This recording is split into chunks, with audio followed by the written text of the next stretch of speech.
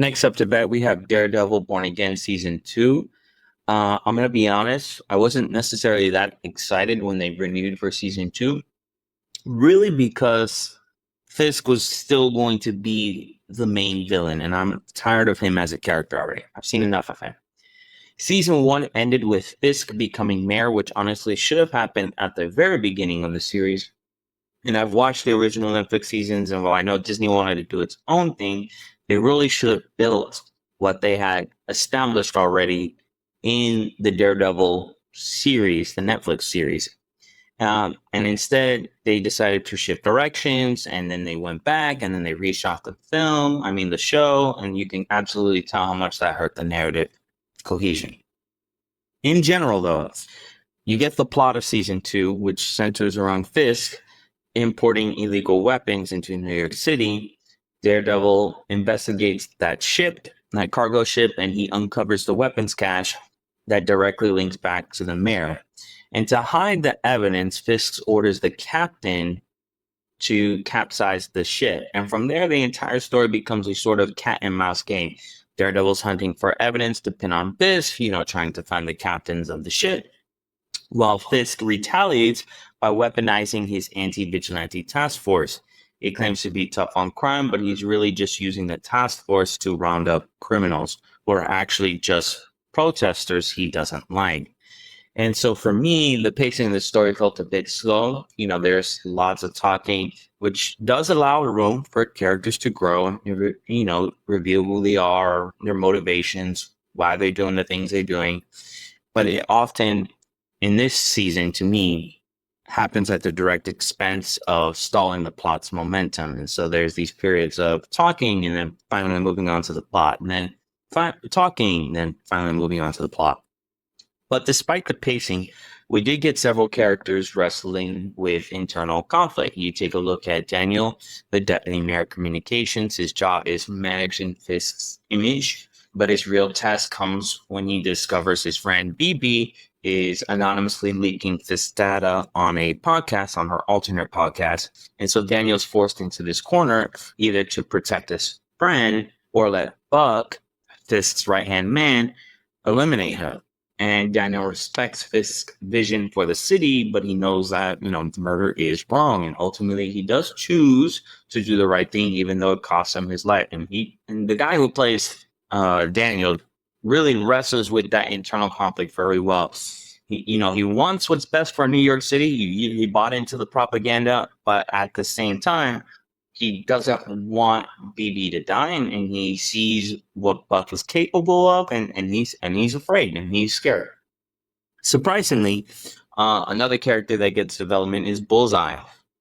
He feels by revenge against Vanessa for exploiting him. He makes it his sole mission to end her life. He's also spiraling with guilt over how he handled Foggy's death, and so it creates this fascinating dynamic where he ends up teaming up with Daredevil in several parts and fighting against Daredevil. And they both end up having this heart-to-heart discussion about how they can make things right and doing the right thing, establishing penance, repenting for one's sins. And I kind of like that dynamic, really. I like Catholic Matt. I want Matt Murdock to have that Catholic exploration with himself, a spiritual self. Finally, Matt also goes through a massive conundrum. Matt is publicly known as this heroic lawyer. He saved Fisk's life. But as Daredevil, he's being hunted down by the city.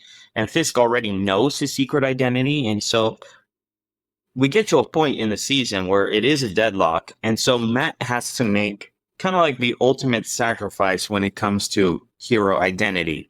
And it's publicly revealing his identity as Daredevil, which actually forced Fisk to confess to his mayoral crimes. And so moving on to the visuals, the choreography of the season, was pretty much okay. None of the hand-to-hand brawls stood out as particularly legendary or memorable to me. Not like in the previous Netflix seasons of like the hallway scene or the prison scene. Those are some fantastic scenes, choreography wise for Daredevil. However, I think what really shined was how they visualized Daredevil's radar sense. The way the camera panned and focused on specific audio cues was incredibly well done. I also loved every single scene with Bullseye, watching him weaponize ordinary objects. I mean, he can use anything. I mean, you have that diner scene where he used a straw, which was incredibly cool. Now, as I mentioned earlier, the core theme here in this show really revolves around political revenge and wielding unchecked executive power, for personal agenda. The show is quite clear about the politics. Fisk abuses the Anti-Vigilante Task Force far beyond its actual legal scope to hide his illegal weapon shipments and silence dissent. And the show really draws some direct parallels to real-world modern politics, very much so mirroring Donald Trump's usage and utilization of ICE in particular. So the show is quite clear with the politics. And that leads directly into my main criticism. The way that the show handles the Anti-Vigilante Task Force felt way too on the nose with Trump and ICE comparisons instead of letting the story kind of speak for itself. Felt very unoriginal and preachy, like the writers were constantly yelling, Fisk is Trump and the task force is ICE. And on top of that, there simply wasn't enough Matt Murdock. Daredevil felt like kind of like a passenger in his own show because the runtime was really bloated by Daniel, BB, Vanessa, Fisk. I just wanted Matt to put on the suit and do some street level detective work. And when we got that, it was great TV, but it was too rare in this particular season.